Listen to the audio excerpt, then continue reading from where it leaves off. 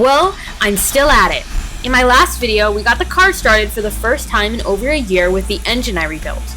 With the car now back on its wheels, I want to make it look like a Fiero again. We'd previously removed the bumper cover several episodes ago, as it gave me access to the physical rear bumper, which I'd used to lift the car off the engine cradle. With all of that now complete, I want to focus my attention on restoring the rear end and getting everything put back together. And I'll start by removing the internal rear steel bumper, which is attached by several bolts that I began removing with my impact gun. My Fiero has a custom-made Class 4 trailer hitch installed, which has a large steel plate mesh between the frame and the actual rear bumper. The previous owner used to travel along with the Fiero, hauling music equipment to and from shows with a trailer. Although the hitch was installed really well, it weighs almost 100 pounds, and I'm looking to restore a stock appearance anyway, so I'll be removing it. With the last two bolts removed, I enlist the help of my father to help me carry it off. I was not expecting it to be that heavy. With everything exposed, I take the opportunity to clean everything that I couldn't access before. I use a sponge and even a toothbrush to scrub out all the dirt, and then use a sponge again the second time to make sure it's completely clean. Next, I take the bumper out back and pressure wash it and scrub it down with a Scotch-Brite pad. Then after it dries, I spray it with rust-converting primer, and then apply several coats of chassis black epoxy paint.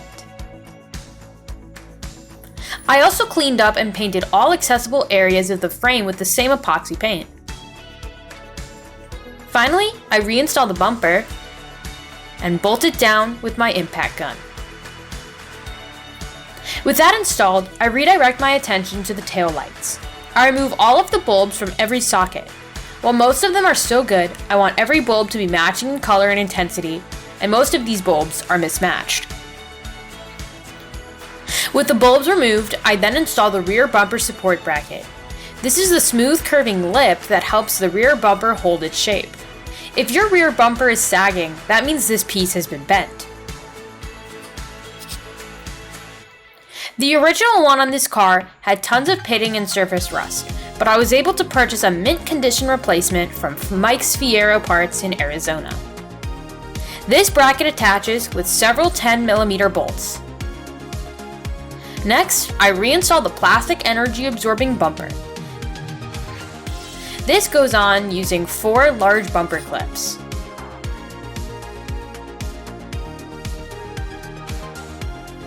I then refocus back on the taillights and install brand new bulbs in every socket using a complete matching set from Philips that I got off Rock Auto.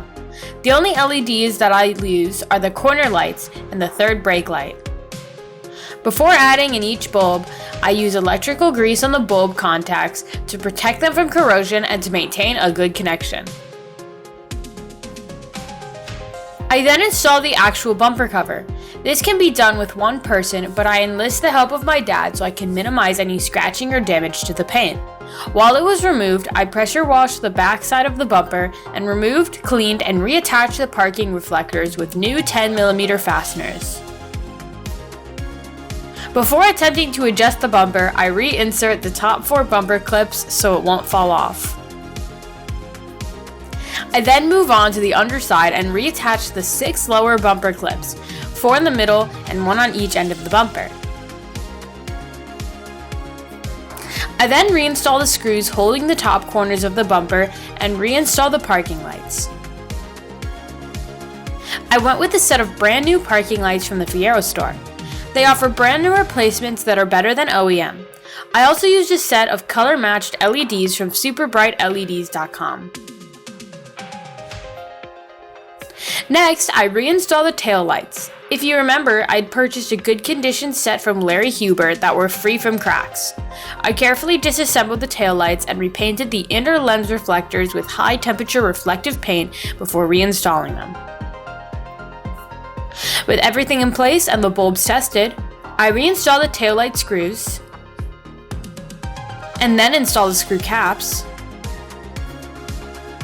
And with that, I move on to the rear wheel wells. I start by greasing the ball joints and tie rod ends. I previously put the rear suspension together, but there's still a lot that I need to finish up. With everything properly greased, I clean the Zerk fitting and install a grease cap. Next, I install the rear wheel well splash shield. If you recall, I purchased a complete set from the Fiero store when I went to visit them in Connecticut. These splash shields install using only tree clips. You'll end up using a lot of these, so it's best to purchase a whole bag of them from Amazon or eBay. You do not want to reuse most tree clips unless you absolutely have to. Next, I install all new emergency parking brake cables, which I also got from the Fiero store. I install the side that goes into the subframe first, and then attach the other end to the rear brake caliper. With that out of the way, I reinstall the inner wheel liner. I recondition the original wheel liners.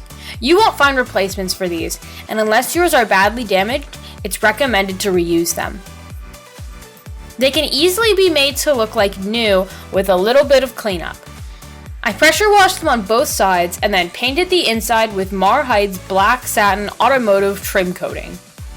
You'll know it's the right can because it literally has a picture of a Fiero on the cover of the spray can. The wheel well liner also uses a lot of tree clips. It's fairly obvious where they go since the holes in the liner will line up with the holes in the frame. When all the tree clips are installed, the liner then also attaches to the bumper and fenders using 7mm screws and clips. If your screws and clips are old, you can order a whole new set from the Fiero store, which have enough to complete the entire rear, which means both wheel wells. I then do the other side as well and reinstall all the wheels. Right now we go back down to the field and the legendary pitchman, Billy Mays. But wait, there's more! Yup, I'm still not done. I still need to reinstall the Decklid. I begin installing my reconditioned Decklid hinges, starting with the passenger side. The Fiero Decklid hinges, when under tension, have short straps that prevent the Decklid from opening too far and hitting the rear window. These straps flex frequently and eventually break. Rodney Dickman sells these replacement straps for $39 that will outlast the originals. Keep in mind that these will likely need to be adjusted, so I leave them a little bit loose for the time being. I leave off the grills and I'm ready to reinstall the Decklid, but first I put down a sheet on both the passenger side and the driver's side to protect the paint from damage. Again, a very daring person could do this if you were all alone and the last person on the planet, but I decided to enlist the help of my dad. It's worth mentioning that this Decklid has been very badly damaged, and appeared as though it had almost snapped in half on the underside. I had to teach myself how to repair, and how not to repair, the sheet molded compound Decklid. But that's for another video at another time. We carefully place the Decklid onto the installed hinges and I check for any fitment issues. With the grills removed, I begin installing the Decklid screws on the driver's side and then the passenger side.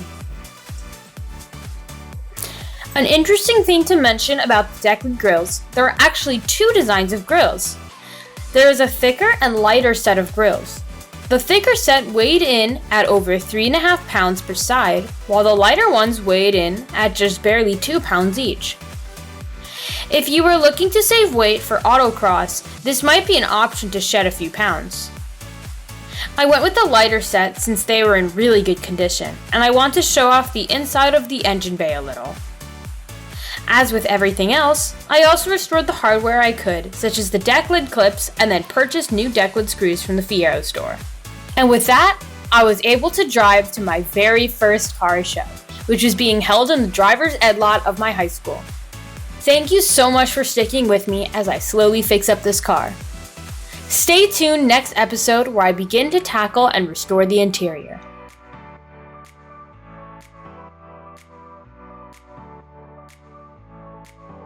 Your first car show.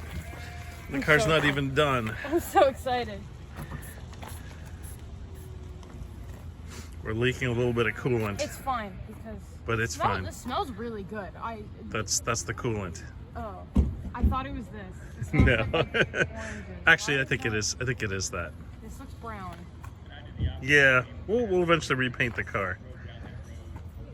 I've never seen it look brown over there before. So Yeah. I'm a little scared. So, what are your thoughts? Nervous, excited. We have a poster up there advertising Gen Z Garage.